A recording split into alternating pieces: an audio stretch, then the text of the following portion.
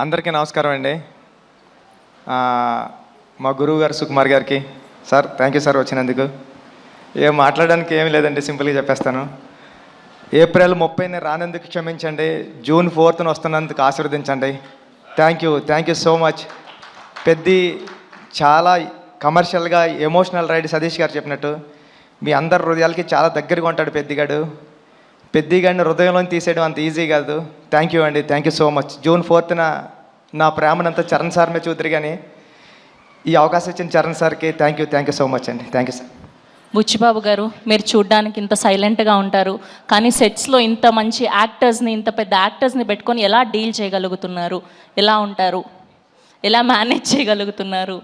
ఈ టెన్షన్ అండి, అంతే, ఇంకేముంటుంది, మామూలు చేసుకుంటాం. బేసిక్గా ఆన్ సెట్స్లో కూడా వర్క్ చేసేటప్పుడు ఇలానే ఉంటారా మీరు? ఇక్కడ అంతేండి, అక్కడ అంతేండి. సుకుమార్ గారిని అడగాలి సార్, ఇలానే ఉంటారు ఆయన సెట్స్లో కూడా, వర్క్ చేసేటప్పుడు కూడా ఇంతే వినయంగా? మైక్ సార్ అలాగే చెప్పండి, ఇలాగ ఉంటానండి. సెట్స్లో ఇంకా వినయంగా ఉంటాడు, కానీ విశ్వరూపం కూడా ఉంటుంది. బికాజ్ ఒక డైరెక్టర్కి అంత కమాండ్ ఉంటే కానీ చేయలేరు కదా. So there are 2 sides. So డైరెక్టర్గా ఉన్నప్పుడు విశ్వరూపం ఉంటుంది, మళ్ళీ షార్ట్ అయిపోతే ఇలాగే ఉంటాడు. కనిపించని 4వ సింహం 2వ సింహం లాగా సెట్స్లో వేరే బుచ్చిబాబు గారు కనిపిస్తారనమాట. ఓకే, సో ఈ వేదికగా రామ్ చరణ్ గారి ఫ్యాన్స్కి ఏమైనా చెప్పాలి అనుకుంటున్నారా? చరణ్ సార్ని దీంట్లో పెద్ద క్యారెక్టర్లో చరణ్ సార్ని మర్చిపోవడం అంత ఈజీ కదండి.